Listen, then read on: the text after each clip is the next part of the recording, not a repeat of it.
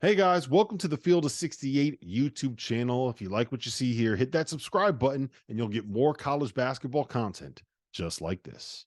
Smile, UConn, Rob. Smile. 81, number 4 Marquette, 53. And Jeff, it was 18-18 with 9:15 left in the first half. Yeah. And UConn outscored Marquette 24-8 in the final 9 minutes. In the second half, it just never got close. They put their foot on the gas, and they just never stopped running. Hassan Diarra had 14 points, 5 boards, 4 assists off the bench. Cam Spencer finished with 14 points, 6 boards. Tristan Newton, 15 points, 8 boards, 8 assists, 5 of 10 from the floor. Outplayed Tyler Kolek. Donovan Clingan, 17 and 10.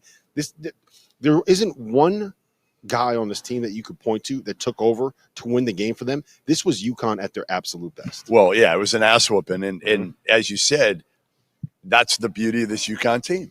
That is what makes this UConn team so damn good, is like their balance. They can get production from everybody, from like 1 to 8. Even Jalen Stewart came in and gave him some really good minutes in the first half, right? Yeah. Like they've got dudes that, again, just know their role but can play above their role when needed. Like if Tristan Newton's having an off game, they can have somebody step up. They're not reliant on 1 or 2 guys, where I think so many teams, right, are relying on that. Yeah. Most teams. Marquette included. Marquette Included. especially. Yeah. Because, again, if Tyler Kolek doesn't play an A or a B game, they can't beat good teams. They can't. So UConn knew that. You can focus really your defense, and you should anyway, on Tyler Kolek. But those other guys aren't really capable. The Joplins of the world, they're not the same level as UConn's. I don't even know who's UConn's 4th best player. They don't. The thing that's amazing about them is their starting 5 is, I don't think that you can point to them balanced and say that they have a best player, right? Like Tristan Newton's going to be the guy that gets all the accolades. He's the only player in college basketball averaging 15.6 boards, 5.5 assists. He's the point guard. He's the guy that was the best player in the national title game last year. Like he's going to get the credit. Donovan Clingan is the returnee, the local kid, the lottery pick, and the defensive anchor. Yeah, like the guy makes that everything changes happen. But you know what happened tonight? UConn made their run when he was on the bench, because they tried to play the drop coverage against Tyler Kolek, and you can't play drop coverage against Tyler Kolek and also Iguodala, because they will eat you up. They are studs. Okay, so they put Samson Johnson in, and he did the hard hedging thing, and they blew up the ball screens, and they basically eliminated Tyler Kolek. And you know what happened? Marquette didn't really have an answer. So they really don't. I mean, they really don't. Like Cam Jones, we'll get to them in a Cam second. Jones has to be able to do a little bit more with the ball in his hands. What it is? I was talking with another coach after watching the game, and we didn't talk enough about them losing Sean Jones and the impact that has on this Marquette team for 2 reasons. One, there is no backup point guard right now. Like you can't really play Stevie Mitchell there. Like Cam Jones is not he's a bucket. He's not a point guard. Right. Also is a playmaker, but like he's your 5. So does Kolek. I mean, today it didn't happen, but does he wear down too? It's not just wearing down. You can't even. It's hard to play anybody 38, 40 minutes a game, right? But you can't even spare him a couple of minutes playing off the ball and just letting him like kind of stand there and catch a ball, be the second side creator, be more of a threat, even a decoy. Everything's got to come through him for 40 minutes. And that's a really, really difficult thing to ask when you are going up against a team that has 4 guys that they can rotate through, that can climb up in you and make your life miserable. So I think that is, it's a backup point guard, right? But I think that kind of the impact that had on the way that the Marquette roster fits, I don't think that we talked enough about that. When it comes to UConn, they're the best team in the country. Like I don't even hesitate now. I don't even hesitate, which is scary because like Purdue's damn good, right? They're at a different level, but I actually think now UConn has gone up a notch. So like I think it's clear now. Purdue has a better resume. I don't think you'd argue with that. No, but UConn's the team that, again, if you're telling me they're going to play a 7-game series, I'm going to say UConn's going to win 5 of them. Against Purdue? I really believe that. And again, Edey could destroy Clingan and get him in foul trouble, and, that changes the game. But I just feel like Purdue doesn't have as many answers as UConn. Again, and then you've got the culture. You've got that culture right now of of winning that they believe it. I'm not sure Purdue is going to go in. Well, we know they're not going to go in the tournament feeling the same way, feeling that same swagger. I mean, here's the thing about it is you can kind of, it's a little bit different because you kind of didn't have as high of a seed heading in, but they kind of dealt with that last year, right? Like we talk about how they ran through the tournament, right?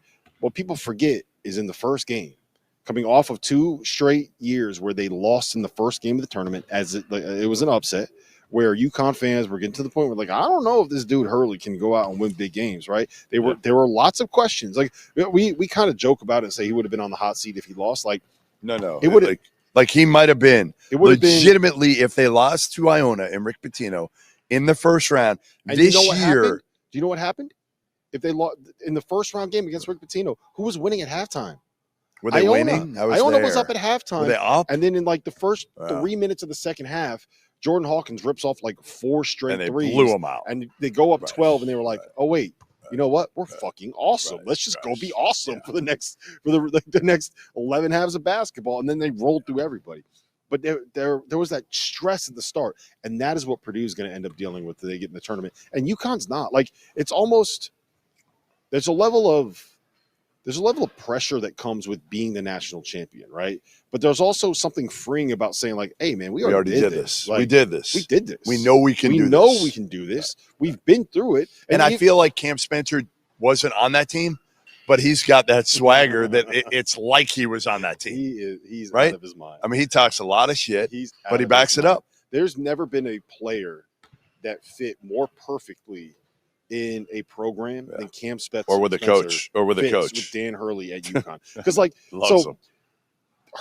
him and Hurley are wired the same way, and UConn fans are wired that same way, right? Yeah. And so like when you put it all together, you have this crazy coach, this insane player, 23-year-old that is like damn good, right? Super efficient, really good defensively, really smart, knows where to be, doesn't make mistakes, and put it with a fan base that is going to go just as nuts for all this good stuff. Like, it is a perfect storm. The XL Center was absolutely rocking tonight. And I think a lot of that was Marquette walking into a buzzsaw, right? Like, I don't know. I mean, you probably could have had the Charlotte Hornets go up there and they might have lost to UConn tonight. Yeah, I mean, I don't think anybody expected that type of performance. Yeah, but it was walking into that building it's not going to be the easiest. So like no one's if they lost by 20, like no one was. It's hard to game plan against UConn. Yes, that's the problem, right? Like a weakness. Like if you're, I mean, you think about it, and if you're an opposing coach, and I've talked to a bunch of these guys that have gone up against him, and I'm like, how do you stop them?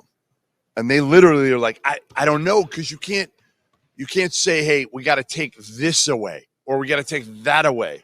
Because if you do, you're making it easier. Okay, now with Castle, all right, yeah, leave him open, shooting threes. Give him uncontested threes. He makes them. He makes them now. He makes enough. He'll make you pay. He makes enough. Hassan Diarra hit 2 tonight. And that was a guy guy who can't generally shoot, right? But again, they're uncontested, and they're making them because I think, honestly, Hurley's got them to whereas they believe they're going to make them. And the other part of, like I said this the other day, it's not last year with UConn, you were waiting for the avalanche. You were waiting for the run. You were waiting for that moment where the surge just started.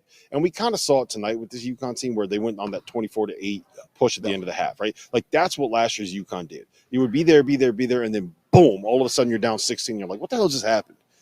But this was a little bit of an anomaly tonight for UConn, but for the most part, they just wear you down and wear you down and wear you down, and it's like you're down 5. Because they don't have a Hawkins. They don't have somebody that can just go get Hawkins, like 3. You know, Hawkins could just bang 3 threes in a row, and then it would Andre change the game. Jackson could get like 2 steals and even Sanogo. Yeah, and Sanogo, you throw the ball like they just kind of wear you down. They're not as dynamic.